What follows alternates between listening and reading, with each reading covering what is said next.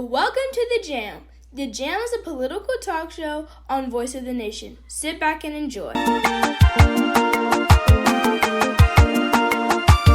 My name is Dr. Stella Nunga, aka Dr.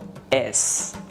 So whenever I come on The Jam, I will refer myself as Dr. S. I'm so excited to have a wonderful person here by the name of Dr. Tom Asise. Dr. Tom Asise is an independent candidate running for president in the country of Ghana. With that said, I will bring to you Dr. Tom Asise to introduce to Ghana and the world what he's all about.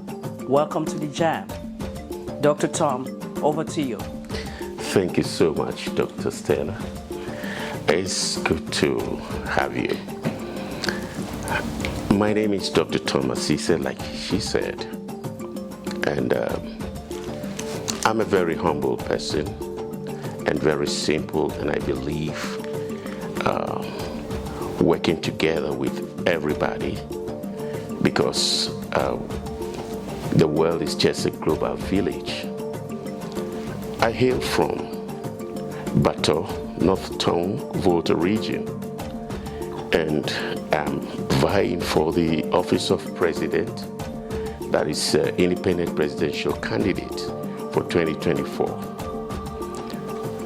I am a missionary, or in other words, I have been a missionary, and I still continue to be a missionary though. It has made me to know much about people, and that has given me the credit. When I vie for the presidency, I should be able to relate to the people. Thank you so much. Thank you, and I just want to take this opportunity to thank you very much just for showing up. This means a lot to me and a lot to your people, because it's just not anybody who can say, oh, I want to run for president. A lot of time people think that president is a position to make themselves rich or get the power and everything. And learning from your background, I see that you are somebody who has a heart for the people. So I did gather some questions from your peers, from some Ghanaians and some Africans, and towards the end of the show, I will even have my grandchildren to ask you questions. They are Ghanaian. And with that said, I am going to go right into the questions. Dr. Tom, what does leadership means to you? As a matter of fact, leadership is service to the people. Okay. Most often when we give mandate to politicians to man the affairs of our country, Ghana, they wave aside the concept of leadership and just go in with their political science acumen. But I have this to say, that if you are vying for the office of a president in a country, there are 4 guiding principles that you need to make a date with. And that also makes the people to know that you understand the concept of leadership. Now, before I delve into the 4 guiding principles, you see, leadership is like you have been hired to do a job. You are a servant to the people. You are not a lord. You are not an authority. And why some people also look at leadership as if they make decisions and therefore should be taken by all costs is because they look at leadership in the terms of secular leadership. But if you are going to seek for the highest office in the country, then you need to look at national leadership. You see, with national leadership, it means that you're going to serve everyone in the country, not just some few people, not just friends or peers or families or acquaintances, but you have to serve the people. And also, as a leader, you need to also understand that it is necessary we make a true meaning of democracy, because Ghana is a democratic nation. And therefore, if you have been given a mandate as a leader to man the office, it means that you need to understand that the people who gave you the mandate, they are your employers, Right. not you. Right. You who is the president or being given the mandate and handed over the scepter of office, now you become their servant and also the employee, because you eat free food. You do, look, everything that you have is free. Right. From the sweat of the populace, That's right. not just from your political parties, but from the public. Even like an old woman who may be in the village and is blind, cannot do anything, she pays taxes because she goes to buy something. The tax is right inside what she's buying. You see, that is why we need to, as a president, you need to respect the people. So leadership, I mentioned the 4 guiding principles. Now, the first guiding principle is the philosophy of a leader. Right. Now, you just accept the position, I'm a leader of the country, and you just go and start doing your own thing. No, it doesn't work that way. Right. That is why we are where we are today in our country, Ghana. Right. But if they understand the concept of leadership and they know that it comes along with the 4 guiding principles, which is philosophy. Now, somebody may ask me, what is my philosophy? My philosophy is leadership. Right. That is the only thing you can have in philosophy. Right. Every president that has succeeded or that have developed their country understands that philosophy as leadership. Right. Now, then it means you are going to work hand in hand with the people. And the second guiding principles that a leader needs to make a date with is style. That's right. What is your style? You want to be a president of a country? Do you have a style? Right. I have a style. And my style is, how do you call it? Foundation, laying a solid foundation. Now, a country is like a house you want to build. Right. Because when you lay the foundation, then you start developing. Right. That's how it's supposed to be. Right. So, I believe in laying down a foundation as my style. And as a leader, the foundation you are going to lay down is in 2-pronged. You can't do without that. That is, number 1 is human resources economic system, and minerals, natural resources economic system. Now let me talk a little bit about the human resources. The human resources are the youth. They are the youth. The youth are the heartbeat of the country. Right. Like in Ghana, the youth are the strengths, the motivators, the developers, and the heartbeat of our country. So if you play with them, if you joke around them, the country will sink. And that's what is happening in our country today, because we don't pay homage. We don't respect the youth. Right. We don't acknowledge them. We only marginalize our youth, deprive them from acting, and deprive them from helping to make the nation great. Now, some of our youth has been confined in our prisons or prison yards as victims of circumstances.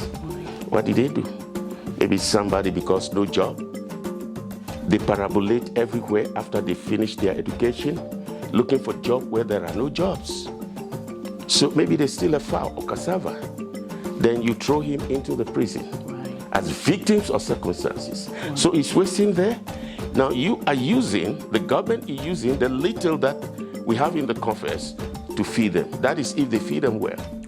And these are not criminals. They committed misdemeanor.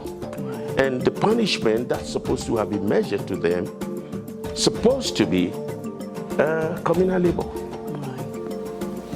Let them sweep the gutters, because we need people to do that. It's so true. You know, let them sweep the roads. You see, but then, when we put them there, it means that we have cut off the human resources.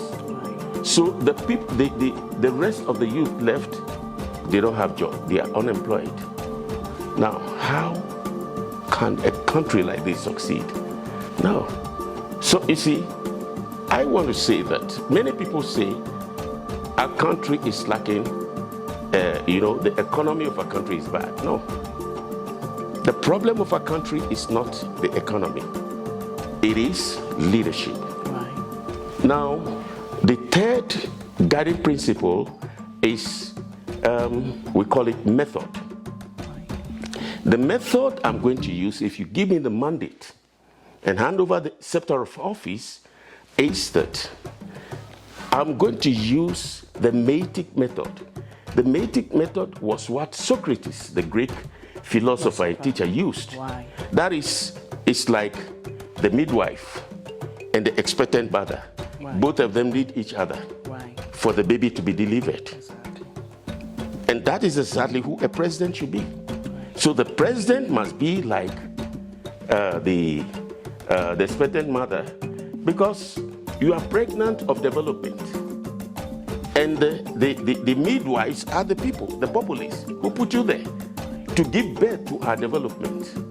So you need to work hand in hand with the people. But when you start arresting them, then you will not deliver. You understand? This is what is happening in Africa. Let me focus my attention on my country, Ghana. Right. So you see, leadership is not just, going to learn leadership. No. It has to do with allowing your acumen to work well. God's wisdom. You see, and the fourth guiding principle is formula. The formula I'm going to use is CICI. Now, we always praise Singapore. And Singapore said they used MPH. They used the system, formula of MPH. Meritocracy, pragmatism, and honesty. We don't need that because it doesn't fit Ghana. Every country has values. So when you are a leader, you look at your values in order to run the affairs of your country. And we are going to use CICI, the formula. That is common sense, intelligence, Like that. conscientiousness, and also integrity. Sure. So you see, if I'm going to give placement to the people who are going to help me man the affairs of the country, these are the criteria. So when you meet it, you cannot do any bad thing, or you cannot, take bribe or corruption and other stuff. Embezzlement. You see, so in brief, that is what leadership is supposed to be. I like that analogy of the leader being an example, like an expectant mother. Because in my head, I was thinking the other way around, which is so funny. Because a lot of times, just like you said, leadership is about style. And there's so many leadership styles out there. You have autocratic leadership, the ones that you come there, you want everybody to bow down on you. You have transactional leadership, which is mostly based on, okay, what am I here? What is the benefit? What is in there for me? Then, of course, you have transformational leadership, which transformational leadership is the leadership where you are there to change things, to make things to be either better or worse. Then, of course, you have servant leadership.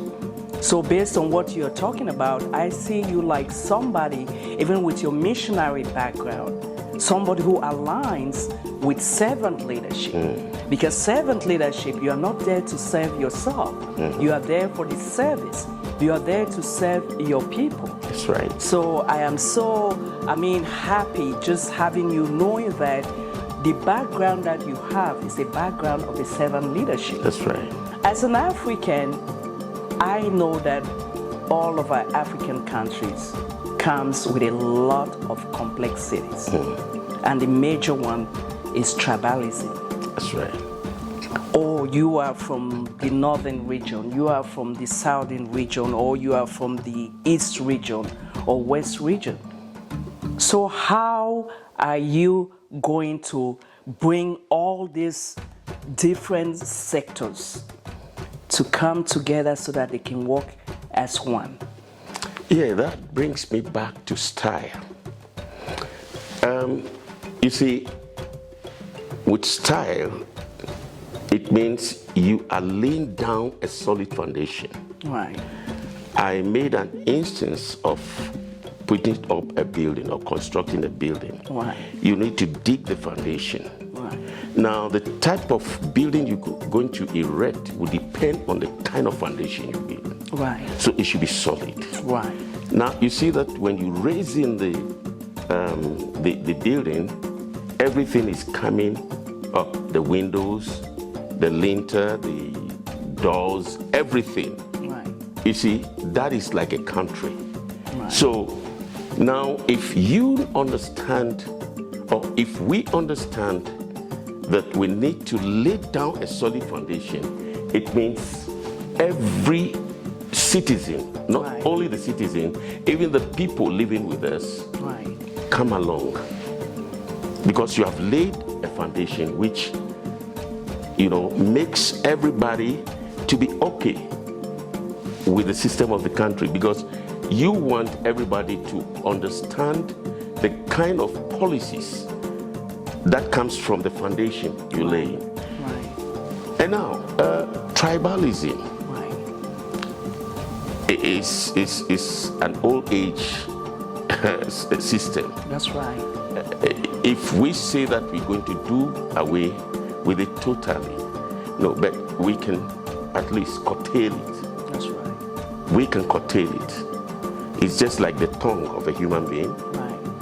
You have the department of curses Right. and department of blessings. Blessings. So it depends on which one you use. Right. So the only way we can make sure everybody is carried along, Right. everybody see themselves as one people, one nation, and one destiny, Right. depends on the leadership. Exactly. When the leader is not corrupt, when the leader doesn't go tribalistic, Right. then it means everybody feel committed. Everybody feel that they belong to the country. Right. No one will look, at the other tribe as inferior, Right. or other people will look at themselves as superior. Right. No. You see, we are a republic. Ghana is a republic. Okay. And we have a constitution. Right. And the constitution means that we all have to be guided by the constitution. That's right. We are not bigger than the constitution. That's right. So nobody is bigger than anybody. Right. No tribe is bigger or superior than any tribe. Right. But it has to do with the leadership. Right. So my kind of leadership is carrying everybody along. Right. And let me slot this in. And it's very, very important. Okay. Now, this decentralization also matters a lot. Okay. In my government, I'm not going to allow any politician to be regional ministers. No. Okay. So how are you going to do that? Good. You see, before we got independence and became republic, all these regions were scattered everywhere Okay. as kingdoms. Okay. And they were manning their own affairs. Right. The traditional rulers, and they have their, cabinets, and you may call it local, but they were doing good Right.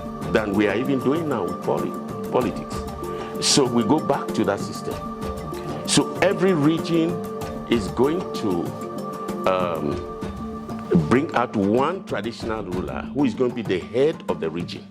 Okay. Then the paramount chiefs are going to be the advisors. Okay. Then we're going to have the representatives of the youth, women and men, to serve as caretaker committee. Okay. So you see that, or the the executives. So nobody play around. There will be check and balances and accountability. That's right. So every resources that is in all the regions will be utilized by the same people. It belongs to them. And that is where development will start to crop up. That's right. So all the regions, the 16 regions in Ghana, will be developed without toil, without sweat.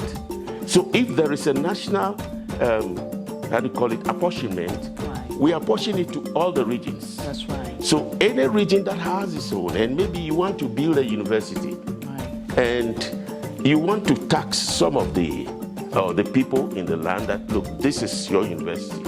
Whatever they come out with, then the government help them with the rest. So you see, this is how we want to handle our country to be better. Okay. Because that, utilizing their own resources, Right. will create jobs for the people there. Right. So you don't see the indigents migrating to other regions to look for jobs. Right. Development will come up there. You see, so we want to change the system in the country. Yes. I mean, speaking of that idea of really empowering the chiefs Yes. and the kings, you know, I think it's a good idea. Based on my experience, I work with non-profit organizations and I go to Ghana a lot. And when I go to Ghana, I don't go to the president or the politicians or the ministers.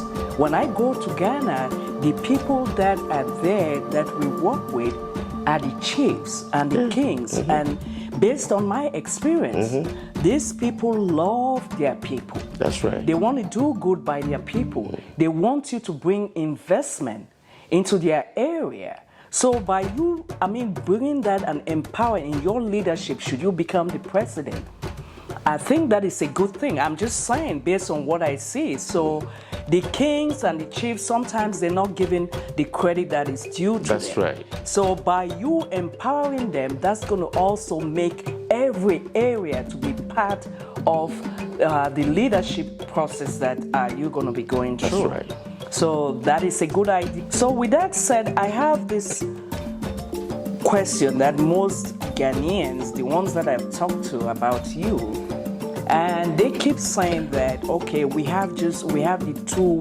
major parties. What is NPP and NDC. and NDC. So you're running as an independent candidate. How are you going to overcome that? Because even here in the US, you see how it is. You have the Republicans, you have the Democrats. Yes, every now and then the independents will come up. It's not an easy ride. So how are you going to, make it possible that the people can at least vote for you as their president? Yeah, that's a good question. A lot of people have asked that question. Some even discourage me. Why? They say, look, you're joking. You're just joking, you know. I say, yes, I like to joke. No, I make them to understand that somebody have to joke. Right. Then by the time you see the positive aspect of that joke, Right. then you know that, yes, it's a very good joke. Right. Now, the thing is this. The NDC and MPP, Right. you see, it's we who have made them to feel untouchable Right. and unstoppable. Right. They are not unstoppable. They are not untouchable. Okay. Are they not Ghanaians? Of course, yeah. Yes. Don't they have the same blood flowing in them? Right. And maybe even my blood is even higher than some of them. So what are we talking about? You understand what I'm saying? Right. But you see, they have done something that they have been able to use money to buy the conscience of the populace. For the people to believe that without them, no independent candidate can win election. Okay, take for instance, When it is getting to campaign time, Right. they start, showing off their opulence, spreading money here, and all. Look, if you are going to be a good leader, you don't need to buy votes. That's true. You don't need to buy the conscience of the, the electorate. That's right. No, you go there. Let's all go there. Let it be free and fair. Let's see what happens. Right. Don't use money. You see, I don't blame the, the electorates that have made themselves the collaterals of the politicians. Because why? The two political parties decided it to be so. That's the only way they can have a way to rig election. Right. You understand? So that if they come to give you 100 cities, so that you vote for them, because that 100 cities become a big deal money to you. Okay. Because no job, then you vote for them. But you see, I want to let the youth understand this. That 100 cities these people are giving to you, divided by 4 years. Right. 25 cities for 1 year. So you can imagine that you have been given 100 cities for 4 years. Right. Then when they go there, or before you even vote for it, remember that they will give the same 100 cities to maybe 3 to 5 or 5 million people. Right. Where did they get that money from? You see, that's the question we need to ask. Fine. So when you calculate that 100 cities times 5 billion, when they go there, they're going to multiply it by maybe 3 or 4. Right. By the time they finish getting that money back, they are not able to get you jobs. Right. You start suffering the more. We need to wise up. You see, that is why I decided to come out for the youth. Right. Because they have been marginalized enough. Right. They have been deprived. So the NPP and NDC, they are not magicians. Okay. They are only using, look, we are going to make sure that the people will vote their hearts. Right. And now I believe that many of the electorates, they have seen what is going on. People are suffering. Right. Many people they go to bed without food. Right. So if they now want to sell their birthright for this very status quo, then it means that they have to blame themselves. But things are going to change because we're going to effect change, because a new dawn has come. So I'm not scared of them. The Constitution gave them the chance to stand, right? The same Constitution give me the chance to stand, so we're going there. Yeah. So just out of curiosity, Ghana doesn't mind having, an independent candidate, because in They're some looking for African countries, if you come up and say you're an independent candidate, it's like you're an enemy to the people, whereas it shouldn't be that way. So is that something that can be done in Ghana? And the other parties won't see you as a traitor? No. They are yearning. In fact, the populace are yearning for a third force. Okay. You see, they are saying third force because there must be somebody new. Right. That's why I came out. Right. And they need somebody who is bold, somebody who is patriotic and also empathetic. Right. Somebody who will listen to them, somebody who will be their leader, Right. somebody who will be their servant. Right. That is why I'm coming, for them. Now, you see, many of them are suffering. Right. Hardship all over. Right. But you see, I want to let them know that if it is hardship, I have been there. Right. I understand the language of hardship. I understand the language of suffering. Deprivation, marginalization, I have been there. I understand that language. That is why I fit into that leadership position. Right. I think they need me for us to work together. Because I have, excuse me to say, at least I've traveled far and wide a little bit. Right. And I've realized that Ghanaian youth They are the best. I'm not just joking because I'm a Ghanaian. Right. They are when they want to do something, they're doing it. Right. You know, They're there was very hardworking people. Yes. I met a lot of them. Very hardworking. Hardworking. They want to get things done. In spite of the hardship, sufferings, and deprivation, they are still, surviving. Right. It means if you give them the opportunity, you pat them on the shoulder and say, look, I'm with you.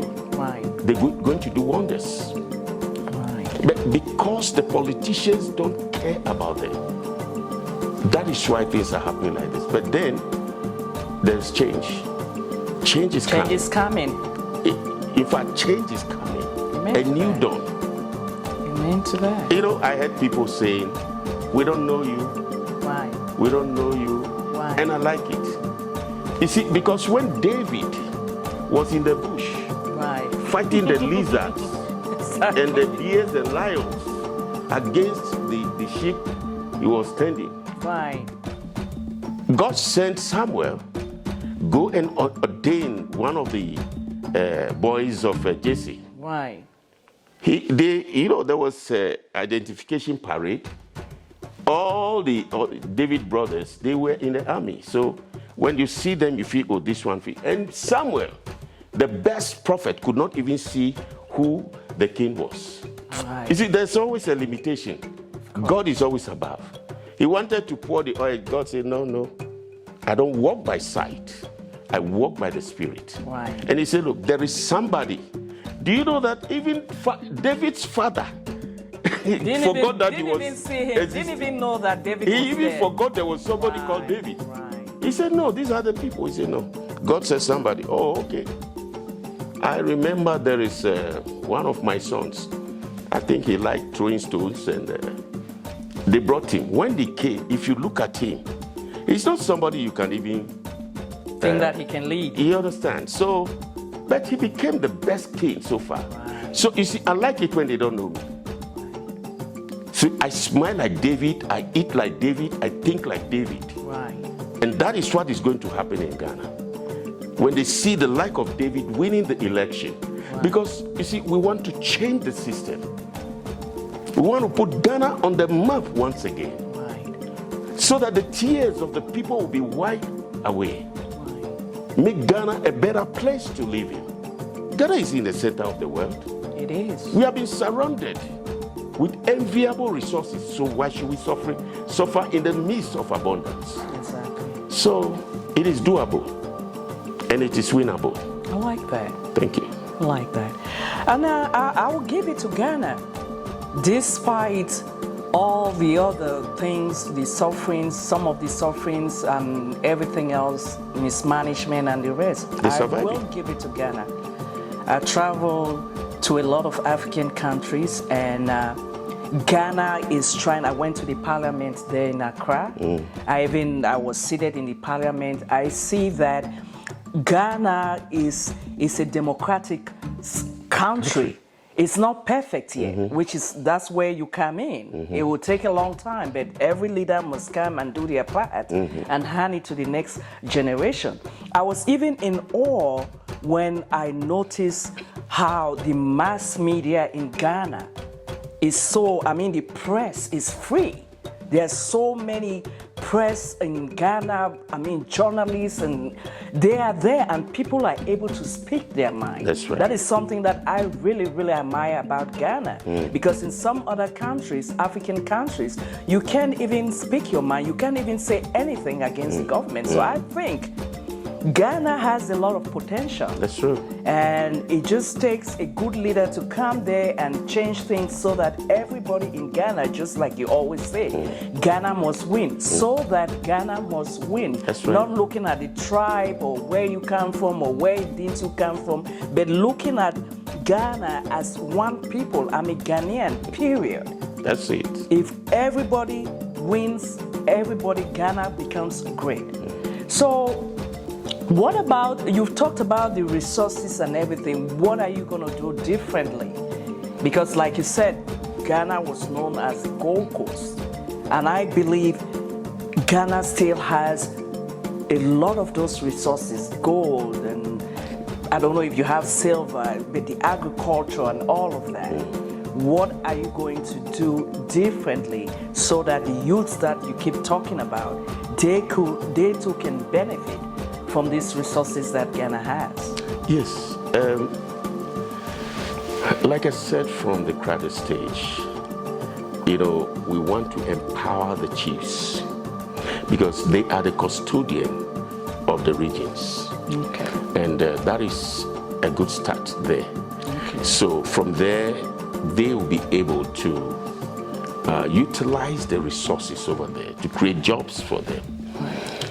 And let me slot in this. Dangote Right. came to Ghana and established a cement factory because we have the resources. So what makes Ghana not to have at least one cement factory all over the region? Every region, one cement factory. Right. That could create jobs too. We have the clinker, we have the limestone, we have everything that is needed to create the jobs. We just utilize them. Take for instance, gold. Right. If you go to those people who have gold assets, Ghana is not part of them. But we are the producers of gold. Amazing. You talk of US, you talk of China, all of them, they have more gold than us because they came to take it from here. Bring it over here. So in my government, our gold will remain with us. We will not export the raw materials. Why not? No, we will not. You see, excuse me to say, when they were crowning the king, you see the chariot. That's right. The chariot, every part of the chariot is gold. They don't have it. You see, so why don't we now refine our gold and put it into, use it to create jobs for our people. If we refine our gold, at least even if you have gold in your at your backyard, refine it, have jewelry shops. So if we have jewelry shops all over the country, people will be coming from outside, and that is going to create a foreign exchange. So true. That is going to boost our economy. So why now send the raw gold? Then they will now use it, refine it, send it back to and you, send it back and to then us. sell it for a higher price. No, we are not going to do that. They will not. We want to utilize our resources. Right. Every mineral that is there, we utilize them. Create market for them. That's right. Create world market for them. That's right. That to attract foreigners to come in, to purchase. That makes me, talking about that, it makes me think about Dubai. When I went to Dubai, they have a gold market in Dubai. That's right. And everybody who goes to Dubai goes to that area. That's right. I saw gold in my life. Some of them are like clothes. If you look at the prices, I'm like, do people really have this kind of money to buy this gold? Then you come to Africa where we have all the resources. What is actually holding us back that we cannot start manufacturing those resources that we have so that we can actually be the people that can sell them to other countries? Lack of leadership. Lack of leadership. That is why from the onset I mentioned the 4 guiding principles. Right. You see, if you don't follow the 4 guiding principles, you cannot lead a country. Because those are the principles that will guide you in handling the country very well, in promoting the interests of a country. Right. So,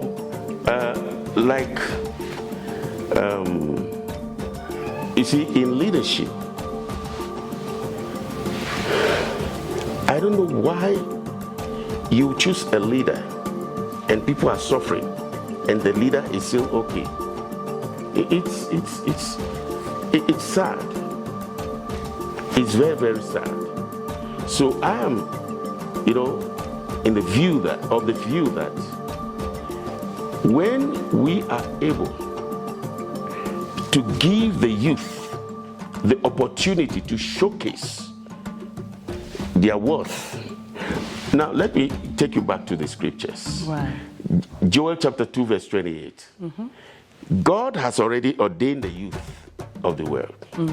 He made them to be the caretaker of our country. Right. Or the countries. Right. I'm trying to talk about Ghana now. Right. Now, he said, at the latter days I'll pour forth my spirit upon all flesh. Then God went further to speak through Joel that your sons and daughters shall prophesy. God was so specific. Right. Your sons and daughters, they are the youth. Right. And what are the prophetic utterances he's talking about? Hope to the hopeless. Right. Encouragement to the destitute. Right. Giving assurance to those who are frustrated. Right. It's only the youth that can do that. You see, then he went further to say that, and your old men shall dream dreams. That is where leadership comes in. Because dreams is the interpretation of vision. Right. Now, then he ended by saying, and your young men shall see vision. The vision of prosperity of the country, the vision of progress of the country, and the vision of development. So it's the youth. That is why I have decided that I'm going because of the youth. Without them, we can't go anywhere. But it makes sense. The youth are the next generation. They are the next generation. So those are the people that needs to be empowered. Those are the people that's the next leaders of the country. They have the strength. You have to empower them. They have the strength. They have more lives to live. That's right. That's why any country that is neglecting their youth is just heading towards disaster. Because after they are gone, these youths that you have, you've not trained them well. That's right. How are they going to be good leaders? How are they going to, live a good life in their countries? So I like that part that you are so big on the youth. Oh, yes. Yes. It's because of the youth I'm coming. Because without them, you can't do anything. So true. Our country, Ghana, is suffering because they marginalize the youth. So true. Oh, yes. They shun and shake them. They have deprived them from acting. So, you see, they have made them look like they don't belong to the country. But no, I am going there to get them out from that mess. I like that. Oh, I'll get them. You see, I like they that. have been taken hostage Right. by those status quo, and we have to get them out. Because we need them to make the country better. That's true. You see, as a good leader, we will develop the youth to develop the country. Amen to that. How do we develop the youth? Create jobs everywhere. Right. That is where they start. So, look, Ghana is going to be on the map Producer, when we again. get to time for the break, let us know. Yeah, keep going. Oh, okay. I'm just saying when it's time for the break commercial, let me know. Okay. Ghana is going to be on the map again. That's true. Ghana is already on the map. Yeah. A lot of people are going to Ghana. Oh, yes. Yeah. But then, still, You just need things are to not, make yeah. some things better, just like you say, have the better leader to make it to That's be right. more prominent on the map. And that brings me to our first Prime Minister, Right. who became the executive president, Dr. Kwame Nkrumah. Okay. After him, we have never had any good leader. You think so? I'm telling you. Look, I was young, but then I saw a whole lot. That man was a leader. Right. He built Ghana in the space of 9 years. Wow. When the technology was not there. Right. That is where a leader is. You don't need so many years to build a country. Yeah. No. You don't need so many years. Look at the Tema city, Right. Tema Harbor. Akosobo Dam, Why? that created the longest man-made lake in the world. Look at the Ghana Airways, which was sold. Look at State Fishing Corporation, sold. Look at the national line, that is Black Star Line, sold. Right. Because those people don't have vision for the country. That's why they sold them. Because when you sell all this kind of government structures, you have deprived a lot from, you have created unemployment. Right. So we need a leader that will bring things back again. And that's where I fit in. Sounds good. Sounds good to me. Yeah. Speaking about the youth, in Ghana, there's a lot of universities, a lot of high schools. These students, they get out of school, they have their degrees, but they go back and sit again in their parents' homes and everything. So I'm thinking, where do you stand in terms of vocational Yes. education? Yes. One of our policies is to establish the Institute of Innovation. And this is Dr. S. And of course, our independent candidate, Dr. Tom Asise. We've had a good 1 hour something, and you will hear more of him. We'll have some more interviews even when he's in Ghana. So I cannot wrap this up without bringing in the next generation. You see the next generation here, these are my grandkids. So they're going to introduce themselves, and luckily for me, they are Ghanaians. So they will introduce themselves, and they told me when I told them that I was going to interview Dr. Tom Asise, who is running as an independent candidate for president in Ghana. They said, Grandma, can we ask him some questions? So I don't know what their questions are. They're going to introduce themselves, and each one of them will ask Dr. Tom a question.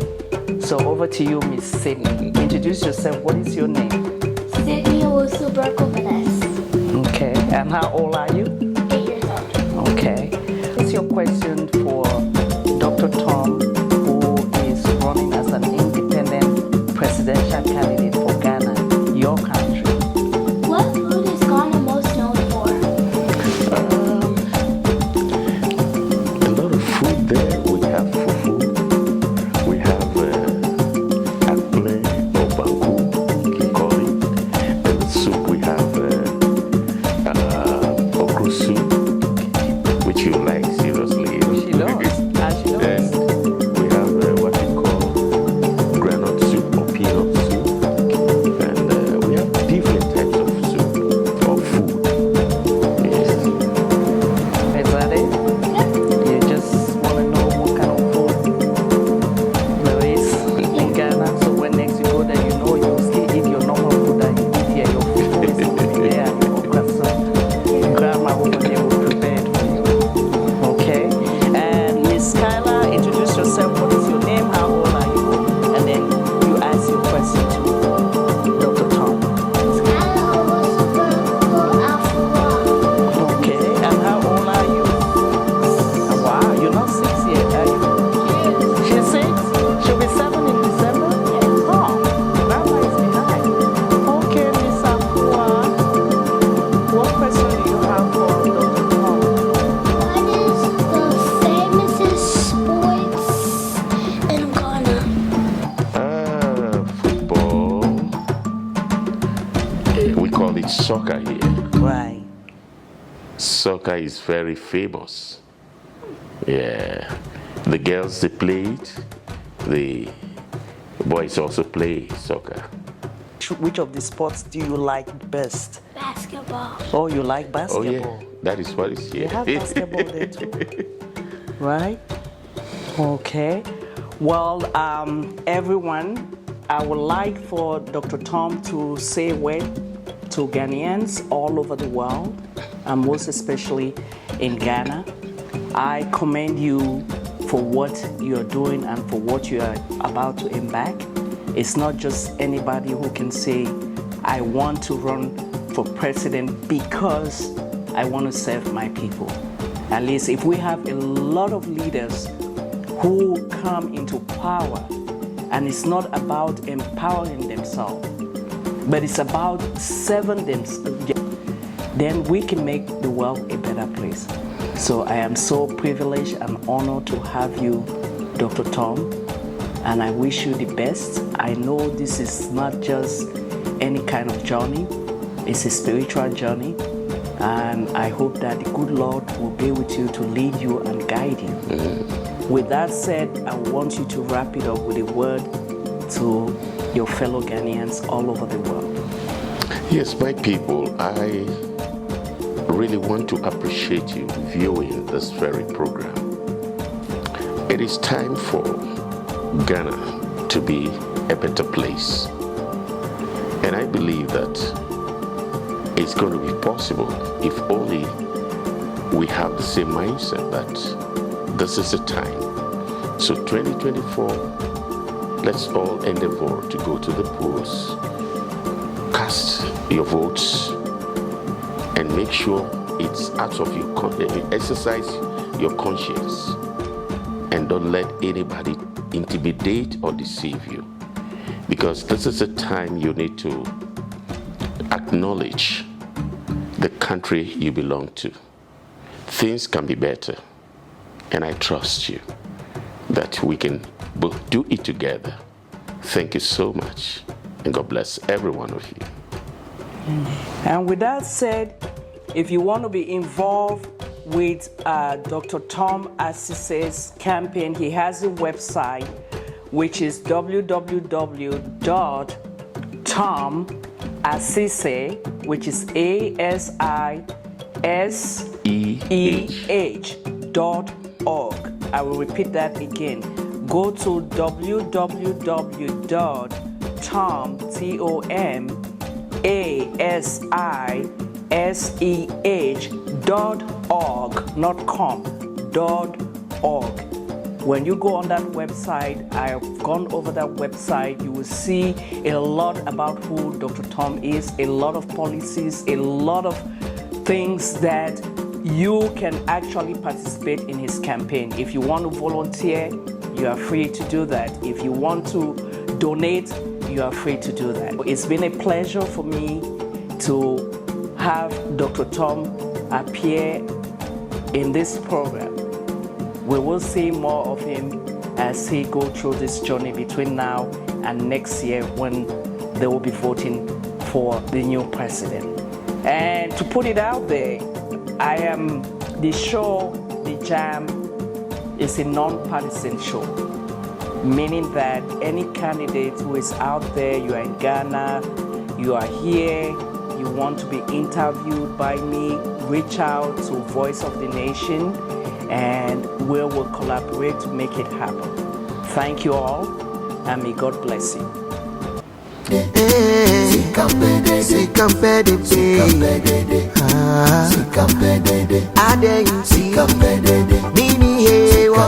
you for watching The Jam. Come back soon.